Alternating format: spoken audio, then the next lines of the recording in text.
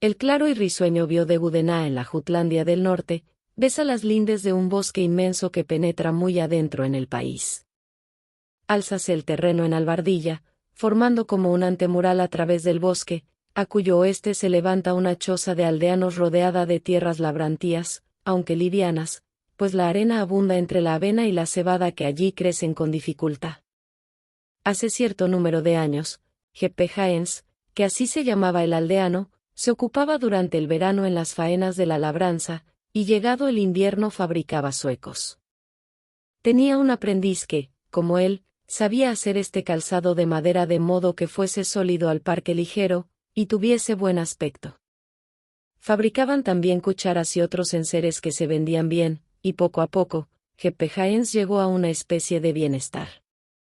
Su único hijo, el pequeñuelo Aivi, tenía a la sazón 7 años, pasaba el tiempo observando a su padre, tratando de imitarle, cortando madera y haciéndose, de vez en cuando, profundas cortaduras en los dedos. Pero llegó el día en que, con aire triunfal, enseñó a sus padres 2 lindos zuecos que había elaborado, y que guardaba para regalárselos a Cristina. ¿Quién era esta Cristina? Era la hija del barquero, una niña tan mona y delicada como si hubiera nacido de padres nobles. Si hubiese estado bien vestida nadie habría sospechado que procedía de tan baja estofa. Su padre, que era viudo, y habitaba en el erial cercano, ganaba su subsistencia acarreando en su barca la leña del bosque al señorío de Silkeborg y también a la ciudad de Rauders. Como nadie tenía en casa a quien confiar a Cristina, la llevaba casi siempre en su barca, y cuando debía llegar hasta la ciudad la conducía a la morada de Jeppe Jaens. Cristina tenía 1 año menos que Aivi, lo que no impedía que fuesen los mejores amigos del mundo, pues siempre andaban juntos, corriendo y saltando, compartiendo fraternalmente su pan y sus murtones, y un día se aventuraron por el bosque donde hallaron huevos de becada, memorable acontecimiento para ellos. Aivi no había ido nunca a casa de Cristina, ni se había paseado en la lancha del barquero. Pero un día éste lo llevó por el campo para que viese la comarca y el río. Al día siguiente, los niños fueron colocados en una barca, sobre la leña. Aivi miraba desde allí, con los ojos muy abiertos y casi se olvidaba de comer su pan y sus murtones. El barquero y su compañero hacían resbalar la barca por el hilo de la corriente, a través de los lagos que forma el río. Estos lagos parecían a veces completamente cerrados por los cañaverales y los seculares robles. Otras veces se veían gigantescos alisos tendidos hasta el punto de hallarse horizontales a las ondas, y rodeados de iris y de nenúfares, formando seductores islotes. La admiración de los niños era grande. Pero cuando llegaron cerca del castillo de Silkeborg, donde se halla la gran barrera para la pesca de las anguilas, y vieron el agua precipitarse con estruendo por la presa, entonces, Aivi y Cristina declararon que era hermosísimo. En aquel tiempo no había ciudad, ni fábricas en este lugar, solo se veían algunas granjas habitadas por 1 docena de aldeanos. Lo que animaba a Silkeborg era el ruido del agua y los gritos de los ánades salvajes. Una vez desembarcada la leña, el barquero compró un cesto lleno de anguilas y un lechoncillo que acababan de matar. Todo se metió en un canasto y se colocó en la proa de la barca, soltaron velas y como el aire soplaba favorable, subió la embarcación por el río con tanta ligereza como si hubiesen tirado de ella 2 caballos. Cuando llegaron al sitio en que habitaba el compañero del barquero, a cuya casa debían ir, los 2 hombres ataron con solidez la barca a la orilla y se alejaron no sin recomendar a los niños que se estuvieran muy quietos. Así lo hicieron Aivi y Cristina en un principio, pero después se acercaron al gran canasto para ver lo que había dentro, y, al descubrir el lechoncillo, no pudieron menos de sacarlo, tocarlo y manosearlo tanto que el animal cayó al agua y la corriente se llevó su cadáver. Era un acontecimiento espantoso. Acosado por el terror, Aivi se puso de un salto en tierra y huyó. Saltó Cristina en pos de él gritándole no la abandonase, y hete a los 2 azorados niños que corren hacia el bosque y desaparecen en él. En breve se encuentran entre la maleza que les oculta el maldito río que arrastraba al lechoncillo que habían esperado comerse asado. Este pensamiento les hace seguir corriendo. De pronto, Cristina tropieza contra una raíz y se cae, Se echa a llorar, pero a Ivy le dice, un poco de valor, nuestra casa está por allá abajo.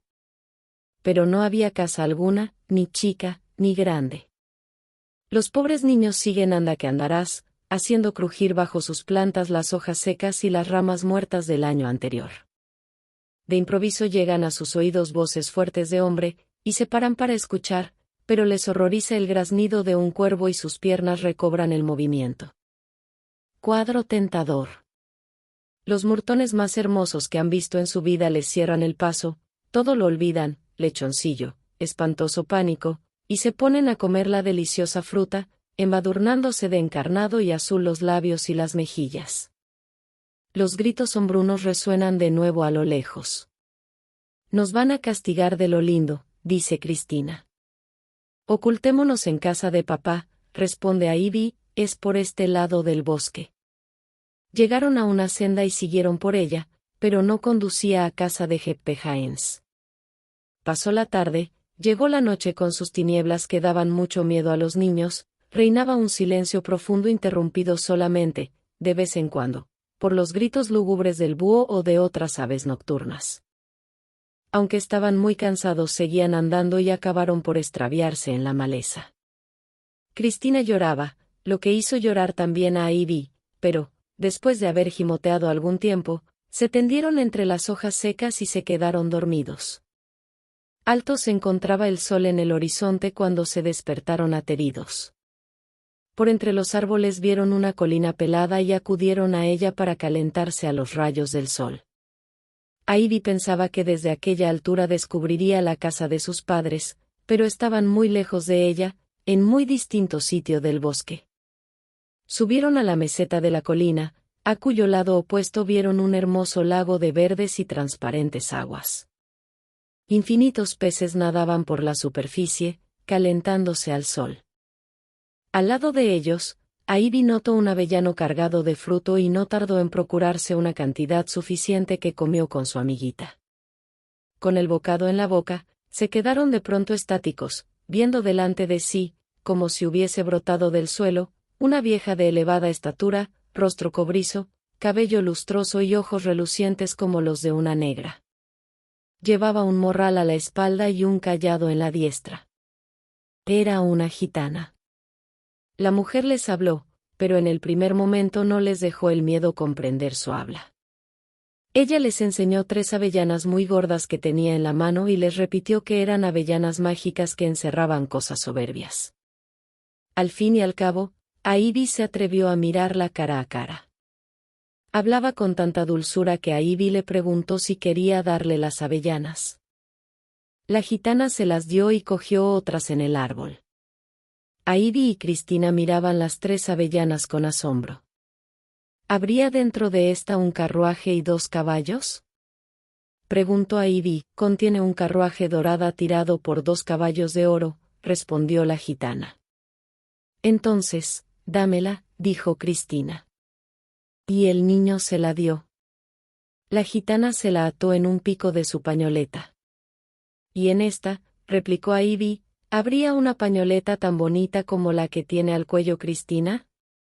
Hay 10 mucho más hermosas, contestó la anciana, y además muchos trajes, zapatos bordados, un sombrero con un velo de encaje, entonces, también la quiero, exclamó Cristina. Ivy se la dio generosamente. Quedaba la tercera, que era muy negra. Esa es para ti, dijo Cristina, y debes guardarla, es también muy bonita. ¿Qué es lo que hay dentro? Preguntó Ivy a la gitana, que respondió, lo que más vale de las 3. Ivy guardó cuidadosamente su avellana, y como la anciana les ofreció ponerlos en buen camino, la siguieron, pero en muy opuesta dirección de la que debían haber tomado. No se suponga empero que la gitana tuviese intenciones de robarlos. Tal vez ella misma se equivocaba. A la mitad del camino, apareció el guardabosque que reconoció a Ivy y lo llevó, en unión de Cristina, a casa de Jeppe Jaens. Grande angustia reinaba en la casa con motivo de la desaparición de los niños. Los perdonaron, empero, después de haberles explicado que habrían debido ser castigados severamente, primero por haber dejado caer al agua el lechoncillo, y en segundo lugar, y sobre todo, por haber huido.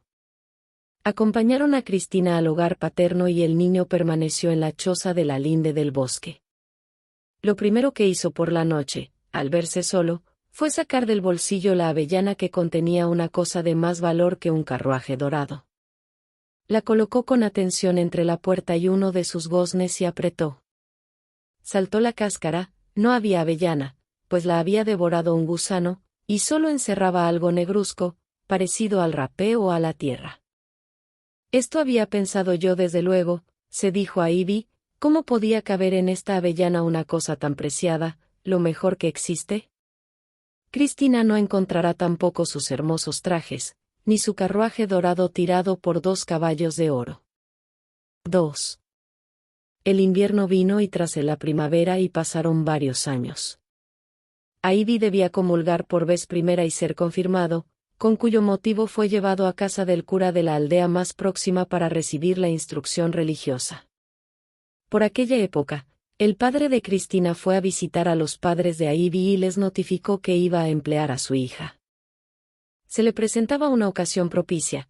Cristina entraba en casa de unas buenas personas, los dueños del mesón de Yernin, situado al oeste, a algunas leguas de distancia del bosque.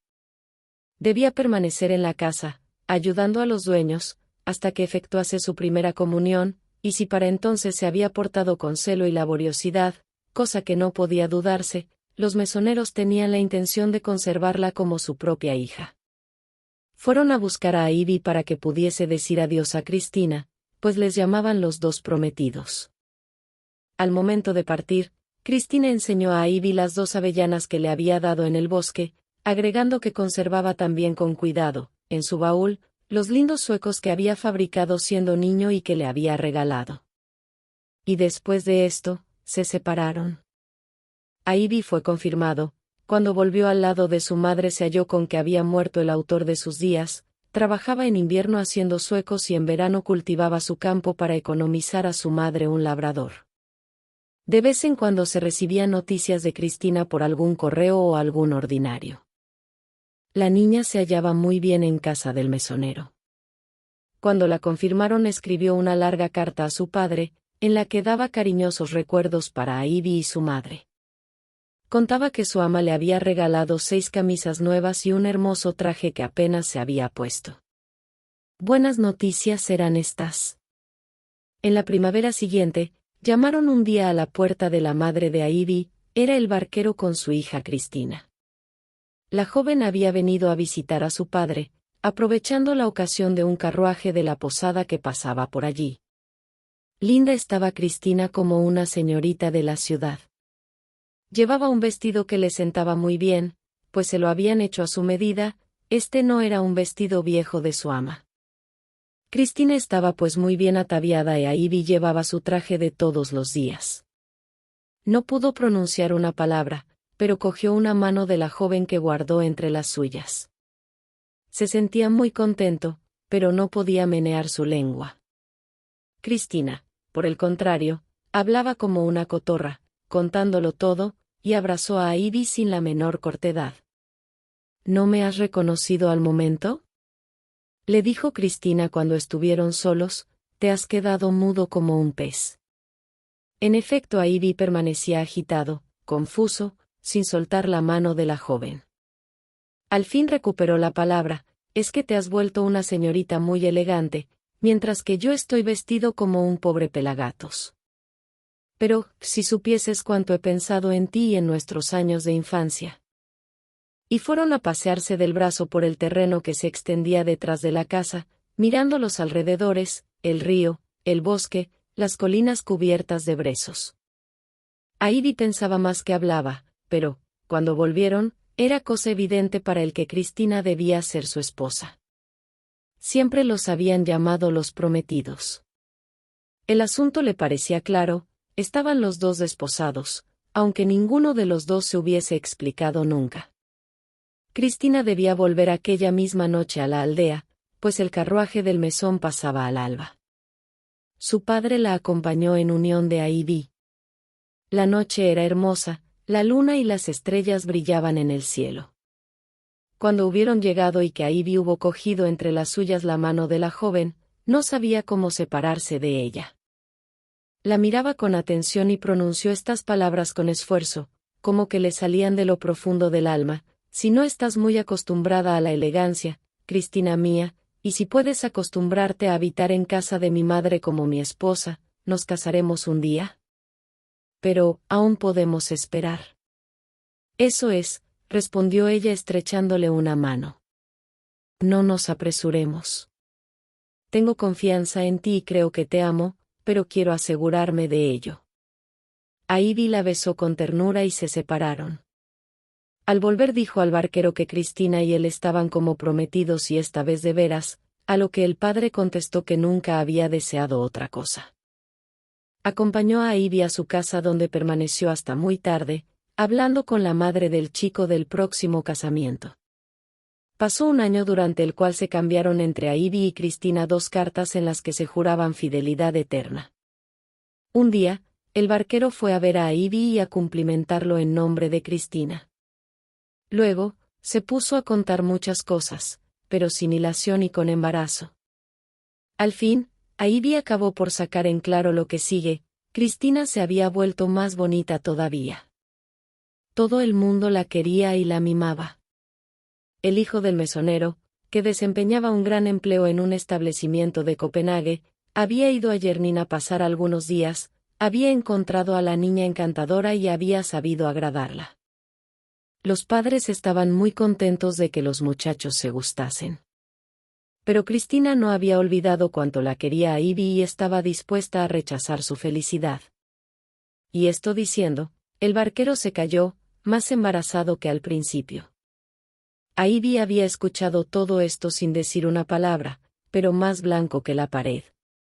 Acabó por balbucear, sacudiendo la cabeza. No, Cristina no debe rechazar su felicidad. Bien está, dijo el barquero, escríbele algunas líneas. Ivy se sentó con papel y pluma delante. Reflexionó mucho, trazó algunas palabras y las borró al momento, escribió otras, borradas con igual presteza. Rasgó una hoja y luego otra y otra.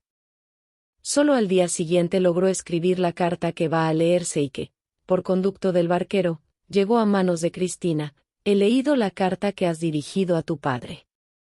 Veo por ella que hasta ahora todo ha salido a medida de tus deseos y que puedes ser aún más feliz. Interroga tu corazón, Cristina, y reflexiona en la suerte que te espera si te casas conmigo. Poca cosa poseo. No pienses ni en mí, ni en lo que pueda yo experimentar, pero piensa en tu salvación eterna. Ningún lazo o promesa te une a mí, y si en tu corazón habías pronunciado alguna en favor mío, te dispenso de ella. Vierta sobre mí la dicha sus más preciados dones. El Señor sabrá procurar consuelos a mi corazón. Tu amigo, más que nunca. Ivy. Cristina dijo que Ivy era un buen muchacho. En el mes de noviembre se efectuaron sus velaciones y partió a seguida para Copenhague en unión de su suegra, debiendo celebrarse el matrimonio en la capital. En el camino fue alcanzada por su padre, y al preguntarle Cristina qué era de Ivy, este contestó que se hallaba muy taciturno y melancólico. Reflexionando, Ivy había recordado las 3 avellanas del bosque. Había regalado a Cristina las 2 que contenían coche dorado, caballos de oro y ricos trajes, y en efecto, la joven iba a poseer todas estas maravillas. La predicción suya se realizaba también: había recibido la tierra negra.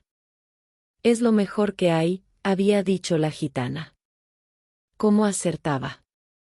Se decía Ivy: la tierra más negra, la tumba más sombría, eso es lo que me conviene. Pasaron algunos años, no muchos sin embargo, aunque produjesen a Ivy el efecto de un siglo. Murió el mesonero y murió la mesonera, dejando miles de escudos a su hijo único, y Cristina poseyó carruajes dorados y hermosos vestidos. Transcurrieron 2 años más, casi sin noticias de Cristina, y al cabo llegó una extensa carta. La situación había cambiado mucho. Ni ella ni su marido habían sabido gobernar sus riquezas, habríase dicho que les faltaba la bendición del cielo, los apuros comenzaban a acosarlos. Florecieron los brezos de nuevo, para tornar a secarse, cayó la nieve sobre el bosque, en que se alzaba la choza de Ivy. Luego, la primavera trajo al sol en su séquito. Labraba Ivy su campo, cuando el arado chocó contra un obstáculo resistente. Registró Ivy la tierra y sacó un objeto negro en el que relucía un punto dorado, un arañazo del arado. Era un brazalete de oro macizo que provenía de una tumba de gigante. Registró más abajo y halló algunos objetos más, eran los adornos de un héroe de los tiempos antiguos. Ivy fue a ver al cura, quien lo mandó al baile con una carta de recomendación. Lo que has encontrado en tu campo, le dijo el baile, es lo mejor que hay. Quiere decir que es lo mejor que hay para un hombre como yo, pensó Ivy, empero, puesto que consideran estos objetos como lo mejor, la gitana no se había equivocado. Siguiendo los consejos del baile, Ivy se puso en camino para llevar su tesoro al Museo de Copenhague. Para él, que rara vez había cruzarlo el río que bañaba la linde del bosque, este viaje tomaba la importancia de una travesía del océano. Llegó a Copenhague, donde recibió una crecida suma, 600 escudos, y se paseó por la gran ciudad con intenciones de partir al día siguiente. Se extravió, cuando anochecía, y se halló en un dédalo de callejuelas del arrabal de Kristiansand. Cruzaba un callejón horrible y sucio en el que nadie había a no ser una niñita a la que pidió le orientase. La criatura lo miró con temor y rompió a sollozar. Ivy sintió su corazón conmovido y le preguntó por qué lloraba, pero la niña respondió algunas palabras que no comprendió. Al llegar debajo de un farol, Ivy dio un ligero grito de sorpresa. Tenía delante a Cristina, tal como era en aquella edad. No podía equivocarse, tenía profundamente grabadas en la memoria aquellas facciones. Dijo a la niña que lo llevase a su casa, y como la criatura había notado su aire bondadoso, dejó de llorar y entró con él en una casa de pobre apariencia. Subieron una escalera angosta y vetusta y allá arriba, en los desvanes, entraron en un cuarto oscuro. No había luz, pero se oían en un rincón los suspiros de dolor de una persona. Ivy encendió un fósforo y a su claridad vio una mujer, la madre de la niña, tendida en un jergón. «¿Puedo seros útil en algo?», dijo. «La pequeñuela me ha traído aquí, pero soy extranjero. ¿No conocéis algún vecino, alguna persona, a la que pueda llamar en vuestra ayuda?». Y como viese que la cabeza de la enferma se había deslizado por la almohada, la levantó para arreglarla. Entonces miró el rostro de la paciente, era Cristina, la Cristina que en otro tiempo fuera la reina de los brezos. Hacía ya mucho tiempo que Ivy no había vuelto a hablar de ella. Evitaban el pronunciar su nombre delante de él para no despertar penosos recuerdos, tanto más cuanto que solo malas noticias se recibían. Su marido había perdido la cabeza al heredar de sus padres y había creído sus riquezas inagotables. Había abandonado su empleo y se había puesto a viajar con un boato de gran señor. Cuando le faltó el dinero, hizo deudas, se hundió poco a poco en la ruina, y como los amigos que le habían ayudado a derrochar sus bienes, le volvieron las espaldas diciendo que bien merecida se tenía su desgracia, una mañana hallaron su cadáver en el canal. Muchos años hacía ya que Cristina tenía la muerte en el alma. Su primer hijo, que había nacido en plena miseria, había sucumbido y le quedaba una hija, llamada como ella Cristina, y era la que Ivy acababa de encontrar. La madre y la hija luchaban en aquel Caramanchón, abandonadas, sufriendo el frío y el hambre. No tardó la enfermedad en agobiar a la infeliz Cristina. Ivy la oyó murmurar: «Voy a morir y a dejar a esta criatura sin nada, sin un protector. ¿Qué va a hacer de ella?». Aniquilada, guardó silencio. Ivy encendió un cabo de vela que encontró y alumbró débilmente la triste habitación. Cuanto más consideraba las facciones de la niña, más parecido las hallaba con las de su amiga de infancia, y quería ya tiernamente a la hija por el amor que hacia la madre había tenido. La moribunda lo notó y abrió sus ojos. ¿Lo reconoció? Nunca lo supo. pocos momentos después expiró sin haber podido pronunciar una palabra. De nuevo nos hallamos en el bosque cerca del río de Gudenaa. Sin hojas están los brezos. Las tormentas de otoño llevan las hojas secas hasta la choza del barquero, habitada por extraños. Pero, al abrigo de una elevación del terreno, la casa de Jeppe Jaens está revocada y blanca como una paloma, en el interior arde un fuego alegre. Si el sol está cubierto tras las nubes, la morada está iluminada por los lucientes ojos de una niña muy mona. Cuando mueve sus rosados y sonrientes labios, se creería escuchar el canto de los pajarillos. La animación ha entrado con ella en el hogar. La niña duerme en este momento sobre las rodillas de Ivy, que padre y madre es para ella, pues su madre descansa en el cementerio de Copenhague. La niña la recuerda apenas. Ivy ha llegado a una posición desahogada, su trabajo no ha sido estéril, ha hecho fructificar el oro que sacó del seno de la tierra y ha vuelto a encontrar a Cristina.